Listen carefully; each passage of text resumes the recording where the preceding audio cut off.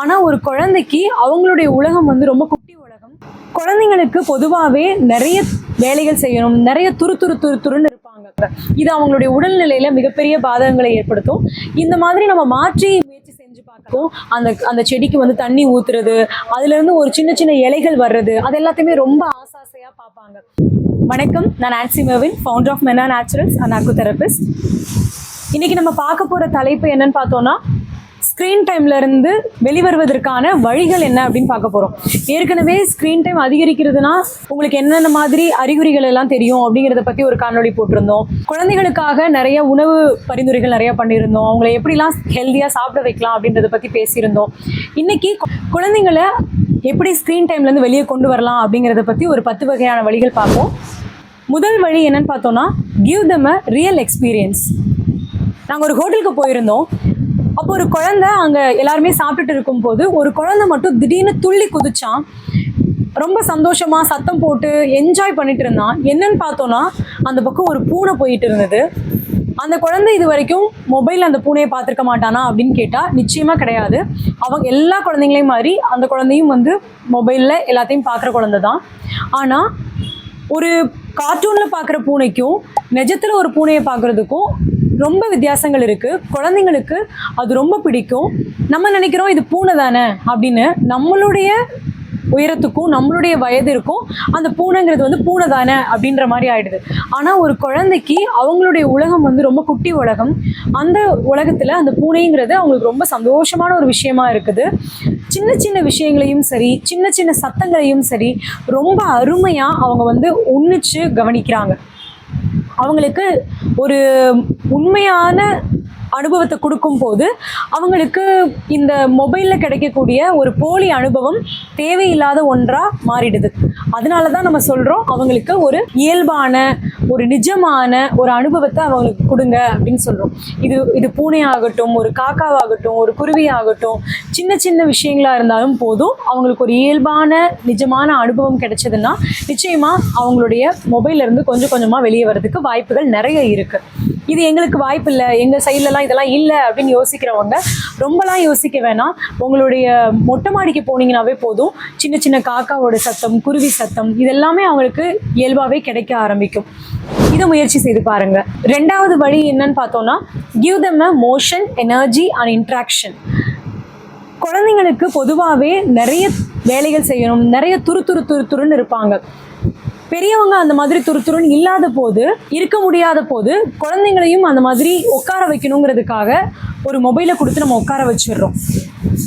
அப்போல்லாம் வந்து சாப்பிட்றதுக்கு ஒரு குழந்தை சாப்பிடணும் அப்படின்னா அந்த தெருவில் காக்கா வேணும், குருவி வேணும், மாடு வேணும், நிலா வேணும், அம்மா வேணும், அம்மாச்சி வேணும், தாத்தா வேணும், பக்கத்து வீட்டுக்காரங்க வேணும். ஒரு குழந்தை சாப்பிடும்போது எல்லாரையும் வேடிக்கை பார்த்துக்கிட்டே தான் அது சாப்பிடுவாங்க. அது சாப்பிடும்போது ஒரு வாய் வாங்கிக்கோ, ஓடி போய் அதை தொட்டுட்டு வா அப்படின்னு சொல்லி அந்த திருப்பி ஓடி வந்து திருப்பி அந்த வாங்கிட்டு மறுபடியும் ஓடி போகும். இந்த மாதிரி ஒரு ஓட்டத்துலேயும் நடையிலையும் அதை ஆட்டம் பாட்டம் கொண்டாட்டமாக என்ஜாய் பண்ணி சந்தோஷமாக அதை சாப்பிட்டாங்க. ஆனால் இப்போ அப்படி இல்லை. சாப்பிட்ணுமா, உட்காரு, மொபைல் வச்சுக்கோ, மொபைலை பார்த்தா சாப்பாடு. இப்போ குழந்தைங்களுக்கும் அந்த பழக்கம் வந்துடுது. தானாகவே சாப்பாடுன்னு போனோன்னா மொபைலை வாங்கினோன்னா உட்காந்துடலாம் அப்படின்ற மாதிரி எண்ணத்துக்குள்ளே வராங்க.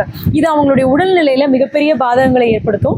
இந்த மாதிரி நம்ம மாற்றி முயற்சி செஞ்சு பார்க்கலாம். ஒரு ஆட்டம் பாட்டம் இருக்கிற மாதிரி, அவங்க ஓடிட்டே சாப்பிட்ற மாதிரி, வேடிக்கை பார்த்துட்டே சாப்பிட்ற மாதிரி அவங்களுக்கு பழக்கத்தை கொண்டு வாங்க. இது பழக பழக குழந்தைங்களுக்கும் நிச்சயமாக அது வந்துடும். முயற்சி செய்து பாருங்க. மூன்றாவது வழி என்னன்னு பார்த்தீங்கன்னா, involve them in a regular works. இது சின்ன சின்ன விஷயங்களா இருக்கலாம். உங்களுக்கு வந்து ஆச்சரியமே கொடுக்கும். நீங்கள் முயற்சி பண்ணி பார்த்துட்டு சொல்லுங்கள். உங்கள் வீட்டில் நீங்கள் செய்கிற வேலைகளில் உங்கள் குழந்தைங்களையும் பங்கெடுக்க சொல்லுங்கள். ஒரு காய்கறி கழுவுறதாகட்டும், ஒரு காய்கறியை ஒரு இடத்துலேருந்து இன்னொரு இடத்துக்கு எடுத்துகிட்டு போகிறது, காய்கறி நீங்கள் நறுக்கினதுக்கப்புறமா அதை பாத்திரத்துக்கு மாற்றுறது, சின்ன சின்ன விஷயங்கள் தான். இதெல்லாமே அவங்கள செய்ய சொல்லும்போது அவங்களுக்கும் ஒரு வேலைகள் செய்கிற மாதிரி ஒரு ஆர்வம் இருக்கும். அவங்களே அதை செஞ்ச மாதிரி ஒரு ஆர்வம் இருக்கும். யார் வீட்டிலலாம் வந்து வாய்ப்பு இருக்கோ அவங்க எல்லாருமே வந்து செடி வளருங்க. இல்லை எங்கள் வீட்டில் செடி வளர்க்க வாய்ப்பு இல்லைன்னா ஒரே ஒரு தொட்டி போதும். ஒரு தொட்டியில் செடி வளர்த்து பாருங்கள். சின்ன சின்ன கீரைகள், புதினா, இல்லை ஒரு பருப்பு கீரை, இந்த மாதிரி எளிமையாக வளரக்கூடிய ஏதாவது சின்ன சின்ன கீரைகளை கூட வளர்த்து பார்க்கலாம். குழந்தைங்களுக்கு ரொம்ப பிடிக்கும். அந்த அந்த செடிக்கு வந்து தண்ணி ஊற்றுறது, அதுலேருந்து ஒரு சின்ன சின்ன இலைகள் வர்றது, அது எல்லாத்தையுமே ரொம்ப ஆசையாக பார்ப்பாங்க. இந்த மாதிரி அவங்கள தினம் தினம் நடக்கக்கூடிய வேலைகளில் அவங்கள பங்கெடுக்க வச்சிங்கன்னா அவங்களுக்கும் ஒரு மாற்றம் கிடைக்கும். மறுபடியும் போய் உட்காந்து ஒரே இடத்துல அமர்ந்து அந்த மொபைலோடையே உட்காந்துருக்கணுங்கிற எண்ணம் இல்லாமல் இந்த மாதிரி மாற்றத்துக்கு வருவாங்க. அவங்களுக்கு இந்த மாதிரி பழக்கத்தை கொண்டு வந்து தான் நம்ம அங்கேருந்து வெளியே கூட்டிகிட்டு வர முடியும். 4வது விஷயம், பி எ ரோல் மாடல். இது எல்லா பெற்றோர்களுக்குமே ரொம்ப முக்கியமான பாயிண்ட்னு நான் சொல்ல விரும்புகிறேன். நம்ம என்ன பண்ணுறோம், குழந்தைங்கள அதை பார்க்காத, இதை பார்க்காத, இதை செய்யாத, அதை செய்யாதன்னு சொல்கிறோம். ஆனால் குழந்தைங்க நம்ம என்ன செய்கிறோமோ அதை பார்த்து தான் நிறைய நேரங்களில் செய்கிறாங்க. இந்த சமுதாயத்தில் எதை பார்க்குறாங்களோ அதை தான் அவங்க செய்கிறாங்க. ஒரு சேயிங் ஒன்று இருக்குது, குழந்தைங்க கெட்டதை பேசுறது இல்லை, கேட்டது தான் பேசுகிறாங்க அப்படின்னு சொல்லுவாங்க. அவங்க எதை கேட்குறாங்களோ, எதை பார்க்குறாங்களோ அதை தான் அவங்க வந்து அப்படியே மறுபடியும் செய்கிறதுக்கான எல்லா முயற்சிகளையும் பண்ணுறாங்க. அப்போது நாம் முதல்ல மொபைலில் இருந்து வெளியே வரணும். அப்பாவாகட்டும் அம்மாவாகட்டும் 2 பேருமே உங்கள் குழந்தைங்களுக்காக நீங்கள் உங்களுடைய ஸ்க்ரீன் டைமை குறைச்சிக்க முயற்சி பண்ணுங்கள். உங்களுடைய லேப்டாப் ஆகட்டும், மொபைல் ஆகட்டும், எல்லாத்துல இருந்தும் கொஞ்சம் வெளியே வந்தீங்கன்னா உங்கள் குழந்தைங்களுக்கு எளிமையாக அது புரியும், இதை செய்யக்கூடாது அப்படின்னு சொல்லி. 5வது வழி என்னன்னு பார்த்தோன்னா, ஸ்க்ரீன் ஃப்ரீ ஜோன்ஸ். இது நம்மளே உருவாக்கலாம். நம்மளுடைய படுக்கை அறை, சமையலறை, இந்த மாதிரி இடங்கள்ல நீங்களும் உங்கள் குழந்தையுமா சேர்ந்து ஒரு பேப்பரில் எழுதி ஒட்டலாம். இங்கே வந்து ஸ்க்ரீன் ஃப்ரீ ஜோனு, இங்கே வந்து மொபைல் யூஸ் பண்ணக்கூடாது, லேப்டாப் யூஸ் பண்ணக்கூடாது, அந்த மாதிரி நீங்கள் எழுதி அந்த இடத்துல ஒட்டினீங்கன்னா எல்லாரையுமே நீங்களே ஃபாலோ பண்ணலாம். யார் இங்கே எடுத்துகிட்டு வராங்கன்னா அங்கே எடுத்துகிட்டு வரக்கூடாது, இங்கே அதை யூஸ் பண்ண முடியாது அப்படின்னு சொல்லி நீங்கள் பண்ணலாம். உள்ளே வந்து சார்ஜ் போட முடியாதபடிக்கு பண்ணலாம். இந்த மாதிரி நீங்களே ஒரு ஜோனை உருவாக்குனீங்கன்னா அதுக்கான வழி இருக்கும். எல்லாருமா ஒரே இடத்துல அந்த மொபைலை வச்சுடுவீங்க. எப்போ உங்களுக்கு ஃபோன் வருதோ அந்த நேரம் மட்டும் எடுத்து பேசுவீங்க. 6வது வழி என்னன்னு பார்த்தோம்னா, encourage outdoor play and creative activities. குழந்தைங்க ஒரு சைக்கிள் ஓட்டுறதாகட்டும், இல்லை வரைகிறதாகட்டும், இல்லை அவங்க ஏதாவது ஒரு வெளியில் போய் விளையாடுறாங்க, இந்த மாதிரி இருக்கிற அவுட்டோர் பிளே எல்லாத்தையுமே நம்ம என்கரேஜ் பண்ணலாம், அவங்கள வந்து ஊக்குவிக்கலாம். நான் ஒரு பயணத்தில் வந்துட்டு இருந்தபோது, ரயில் பயணத்தில் அந்த குழந்தை உட்காந்து அழகாக ஒரு படம் வரைஞ்சிட்டு இருந்தாங்க.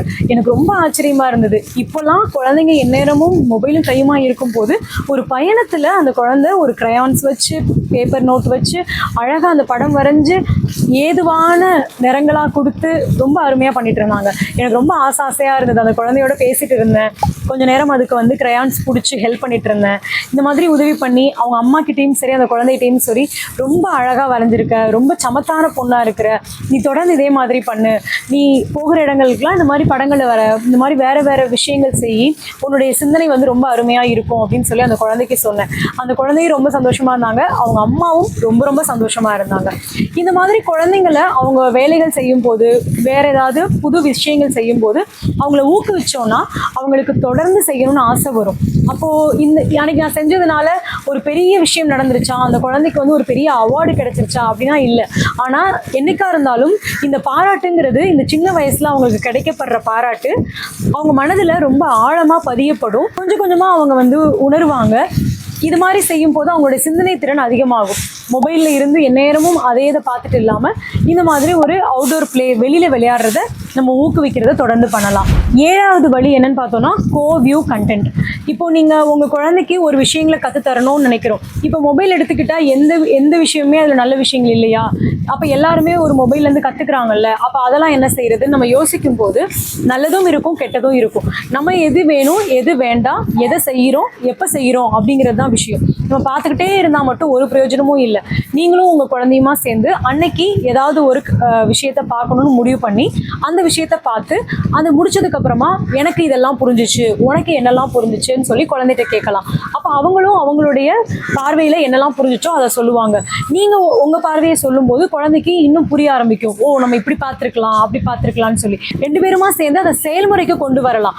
அதை செஞ்சு பார்க்கும்போது அவங்க காணொலியில் சொல்லியிருக்கிறதோ இல்லைன்னா நம்மளுடைய கூகுளில் பார்க்குறதோ சரியா தவறா அப்படிங்கிறத பற்றி மறுபடியும் நீங்கள் 2 பேருமா சேர்ந்து முயற்சி செய்து பார்க்கலாம். சரி தவறுன்னு நீங்கள் ஒரு அனுபவ பாடத்தை பெற்றுக்க முடியும். இந்த மாதிரி நீங்கள் 2 பேருமா சேர்ந்து செய்யும்போது குழந்தைங்க எப்பயுமே உங்கள் பார்வையில் இருப்பாங்க. உங்களை மீறி நிறையா தேவையில்லாத விஷயங்களை பார்க்க மாட்டாங்க, ரொம்ப அதிக நேரம் பார்க்க மாட்டாங்க. இது ரொம்ப ஒரு முக்கியமான விஷயமா நான் பார்க்குறேன். 8வது வழி என்னன்னா, ரிவார்ட் நான் ஸ்க்ரீன் ஆக்டிவிட்டீஸ். இது நம்ம ஏற்கனவே சொன்ன மாதிரி அவுட்டோர் பிளேவை நம்ம எப்படி ஊக்குவிக்கிறோமோ அதே மாதிரி இவங்களுக்கு ஒரு பரிசுகள் நம்ம கொடுக்கலாம். ஏற்கனவே சில பரிசுகளை வாங்கி வச்சிருந்து அவங்க இந்த மாதிரி போய் வெளியே விளையாண்டுட்டு வராங்க, இல்லை அவங்க வேற ஏதாவது விஷயங்கள் பண்ணுறாங்க, சைக்கிள் ஓட்டுறாங்க, சமத்தா வந்து சாப்பாடில் மட்டும் கவனமாக இருந்து சாப்பிட்றாங்க, இது மாதிரி நான் ஸ்க்ரீன் ஆக்டிவிட்டீஸாக இருக்கக்கூடிய நம்ம மொபைல் பார்க்காம அவங்க செய்கிற விஷயங்கள் எல்லாத்துக்குமே நம்ம ஒரு பரிசு பொருட்கள் தரலாம். அவங்களுக்கு பிடிச்ச உணவுகளை செஞ்சு கொடுக்கலாம். இந்த மாதிரி செய்யும் போது அவங்களுக்கும் ஒரு ஆசை வரும். இதே மாதிரி நம்ம எப்பயுமே சமத்து பிள்ளையாக இருக்கணும் அப்படிங்கிற ஒரு ஆசை அவங்களுக்குள்ள உருவாகும். இதையும் முயற்சி செய்து பாருங்கள். Set clear limits. நமக்கு தெரியும் இந்த நேரத்துலேருந்து இந்த நேரம் நமக்கு படிக்கிற நேரம், இந்த நேரத்துலேருந்து இந்த நேரம் நம்ம வந்து தூங்குற நேரம், இந்த நேரத்துலேருந்து இந்த நேரம் நம்ம வந்து விளையாடுற நேரம், இது எல்லாமே நமக்கு தெரியும். அப்போது எதெல்லாம் எப்பப்போ செய்யணும் அப்படிங்கிறத நீங்கள் தான் உங்கள் குழந்தைக்கு சொல்லி புரிய வைக்கணும். ஒரு முறை அவங்க புரிஞ்சுட்டு அவங்களுக்குன்னு ஒரு அட்டவணை நீங்கள் போட்டு கொடுத்து அதை அவங்க கொஞ்சம் கொஞ்சமாக முயற்சி செய்து தொடர்ந்து செய்ய ஆரம்பிக்கிறாங்க அப்படின்னா தானாகவே அவங்க பழக்கத்துக்கு வந்துடுவாங்க. நம்ம பழகுற விஷயத்துலையும் அவங்களுக்கு சொல்லிக் கொடுக்குற விஷயத்துலையும் நீங்கள் எவ்வளோ தூரத்துக்கு தெளிவாக இருக்கிறீங்கிறத பொறுத்து தான் அது மாறுபடும். நீங்கள் ஒரு அட்டவணை போட்டு கொடுத்துட்டு இப்போ நீ படிக்கிற நேரம் நான் வேறு வேலை பார்ப்பேன்னு சொல்லி நீங்கள் வந்து மொபைல் யூஸ் பண்ணிங்கன்னா குழந்தைக்கும் புரியாது. அதே மாதிரி நீங்கள் ஒரு அட்டவணை போட்டு நீங்கள் அதை தொடர்ந்து ஃபாலோ பண்ணலைன்னா அப்பையும் குழந்தைக்கு புரியாது. நம்ம அட்டவணை போட்டுக்கலாம், திருப்பி அதை மீறிக்கலாம் அப்படின்ற மாதிரி எண்ணம் வந்துடும். அப்போ தெளிவாக ஒரு அட்டவணை போடுறோன்னா அதை தொடர்ந்து எப்படி ஃபாலோ பண்ணணுங்கிறதுல 2 பேருமே தெளிவாக இருந்து குழந்தைக்கு புரிய வைங்க. 10வது வழி என்னன்னு பார்த்தோன்னா, இது எல்லாத்தையும் தாண்டி முக்கியமான விஷயம் என்னன்னா, நீ பார்க்காதன்னு குழந்தைய பார்க்காதன்ற விஷயத்தில் மட்டும் வச்சுருக்கக்கூடாது. குழந்தை மொபைல் பார்க்கக்கூடாதுன்னா பார்க்காம இருக்கிற நேரத்தில் அது என்ன செய்யணும், அந்த குழந்தை என்ன செய்யணும் அப்படிங்கிறது தெரிஞ்சிருக்கணும். அப்போது அவங்களுக்கு வேற ஒரு வழிகளை காமிச்சு கொடுத்துட்டு தான் நம்ம வந்து மொபைலை வந்து ஸ்டாப் பண்ண முடியும். இல்லைனா லேப்டாப்லேயோ இல்லை கார்ட்டூனையோ என்ன ஸ்க்ரீன் அவங்க அதிகமாக யூஸ் பண்ணுறாங்களோ அதை ஸ்டாப் பண்ண முடியும். அவங்க வேற ஒரு வழியை காட்டாமல் இதெல்லாம் செய்யாத அப்படின்னு சொன்னால் அவங்க என்ன செய்வாங்க, செய்யாதுன்னு சொன்னால் அவங்க மூடி வைக்கணும். அப்போ அடுத்து என்ன பண்ணணும் அப்படின்னு அவங்களுக்கு தெரியாது இல்லையா? அதனால அவங்க என்ன பண்ணணுங்கிறத நீங்கள் முதல்ல தெளிவாகுங்க. அவங்க எப்படிலாம் அவங்களோட நேரத்தை கழிக்கணும் அப்படிங்கிறத தெளிவாகுங்க. அதை அவங்க குழந்தைக்கும் சொல்லிக் கொடுங்க. அதுக்கப்புறமா இதை செய்யாதுன்னு சொல்லுங்கள். தானாகவே அவங்க நிறுத்திடுவாங்க. இதெல்லாம் செய்ய ஆரம்பிச்சிட்டாங்க அப்படின்னா தானாகவே இதை நிறுத்துறதுக்கான நிறைய வழிகள் இருக்குது, நிறைய பாசிபிலிட்டிஸ் இருக்குது. முயற்சி செய்து பாருங்கள். இதை தாண்டி நீங்கள் வேறு ஏதாவது முயற்சிகள் பண்ணிட்டு இருக்கீங்க அப்படின்னாலும் நம்மளுடைய கமெண்ட் செக்ஷன் கருத்து பெட்டியில் வந்து பதிவு செய்யுங்க. உடலுக்கும் மனதிற்கும் நிறைய விழிப்புணர்வு தரக்கூடிய பதிவுகள் தொடர்ந்து வந்துட்டே இருக்குது. தொடர்ந்து பேசலாம். நன்றி.